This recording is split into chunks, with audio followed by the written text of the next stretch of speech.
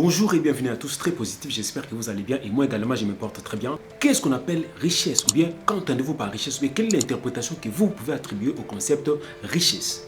Alors je pense que vous avez déjà avancé une réponse et la richesse n'est pas un concept nouveau, c'est un concept que vous entendez parler presque tous les jours dans tous les discours, dans tous les ouvrages, dans les articles, partout dans les journaux. Aujourd'hui moi je vais juste élever l'équivoque, dissiper tout malentendu, toute confusion autour de ces concepts. Alors je veux vous présenter ces concepts dans un contexte purement économique. Et donc je vais me mettre en tout cas dans ma casquette d'économiste pour vous expliquer en fait ce qu'on appelle une richesse en économie. Parce qu'en fait, de ce côté-là, il y a beaucoup trop de confusion que je viens aujourd'hui essayer de dissiper. Alors qu'est-ce qu'on appelle une richesse dans un contexte purement économique? Ce qu'on appelle une richesse, c'est que c'est l'ensemble de tous les biens, l'ensemble de tous les services qui sont produits dans une économie et à l'intérieur duquel nous retrouvons ce qu'on appelle l'utilité. Alors l'utilité, c'est rien d'autre que la capacité ou la possibilité qu'un bien ou un service puisse vous procurer la satisfaction après sa consommation. Qu'est-ce que je vais dire directement? Ce qu'on appelle richesse en économie, ça n'est rien d'autre que la capacité d'un bien ou d'un service qui est produit à pouvoir vous procurer la satisfaction. Parce qu'en fait, avant qu'un consommateur puisse se procurer un bien ou un service sur le marché, il faut d'abord qu'au départ, il y ait un besoin qui puisse alimenter les goûts de ces consommateurs de se rendre sur le marché pour se procurer les biens ou les services qui vont correspondre aux besoins, n'est-ce pas? Aux besoins ou au manque dont il est confronté. Et bien, ces biens-là, lorsqu'il va s'en procurer ou ces services, tout ce dont il va s'attendre ne sera rien d'autre que de pouvoir en tirer une satisfaction, un profit. Et cette satisfaction-là, c'est lié à l'utilité qui est contenue à l'intérieur de ces biens ou de ces services. Et la richesse n'est rien d'autre que l'ensemble de ces biens ou de ces services qui sont disponibles, qui peuvent procurer la satisfaction aux consommateurs après la consommation de ces biens.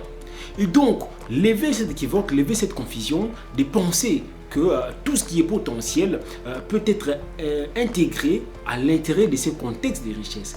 Je vais donner le cas, par exemple, de pays qu'on dit, la plupart des pays africains, on dit des pays riches en termes de potentiel. C'est le cas du Congo aussi. Ça veut dire que vous avez des richesses qui sont minières sous les sols, vous avez des richesses forestières, vous avez des richesses hydrauliques, etc. Alors, je vais vous dire aujourd'hui une précision qu'en économie, une richesse potentielle n'est pas une richesse réellement.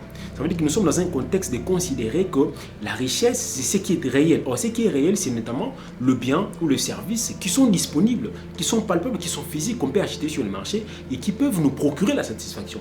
Et tout ce qui est potentiel n'est pas pris en compte.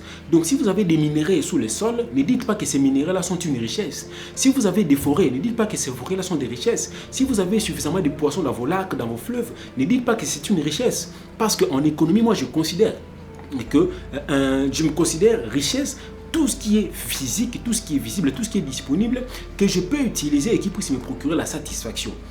Donc tout ce qui est richesse minière sous le sol qu'on n'a pas encore extraite et qu'on n'a pas encore vendue, ce n'est pas une richesse. Les richesses du sous-sol, pour que ça devienne des richesses réellement, il va falloir que vous les extrayez d'abord. Vous les extrayez, après vous les mettez en valeur. Le mettre en valeur, ça veut dire soit vous les transformez, soit à l'état brut, mais vous les vendez. En contrepartie, ça va sécréter des revenus. C'est ce qu'on va appeler richesse. Donc aussi longtemps que ça demeurera sous les sols, ou bien dans les forêts, ou bien sous les eaux, ça ne sera pas considéré comme des richesses au vrai sens. Pour que ça devienne des richesses, il faut les transformer, il faut les mettre en valeur, les mettre sur le marché, qu'on les achète, ça sécrète des revenus. À ce moment-là, ça va être considéré comme de richesses. Donc je pense que vous avez compris, ce qu'on appelle les richesses en économie, ce n'est rien d'autre que l'ensemble de biens, de services disponibles, physiques, qu'on peut acheter et qui peuvent nous procurer une satisfaction. Et en économie, pour mesurer cette richesse-là, on utilise un indicateur par excellence qu'on appelle les produits intérieurs bruts. Les produits intérieurs bruts qu'on appelle PIB n'est rien d'autre que l'ensemble de tous les biens, de tous les services qui sont produits pendant une année par l'ensemble de toutes les unités productives disponibles dans une économie, ou présentes dans une économie, ou résidents dans une économie. Donc c'est ça ce qu'on appelle en fait richesse. Donc lorsqu'on dit qu'un pays est riche, on va l'évaluer en termes de produits intérieurs bruts. Donc en termes de ce qui a été réellement produit par les entreprises, que ce soit sociétaires ou individuelles, etc. Donc voilà la petite séquence que j'avais à partager aujourd'hui. Je pense que l'équivoque est levé. On a dissipé les malentendus. Quant à moi, je vous dis à la prochaine et merci.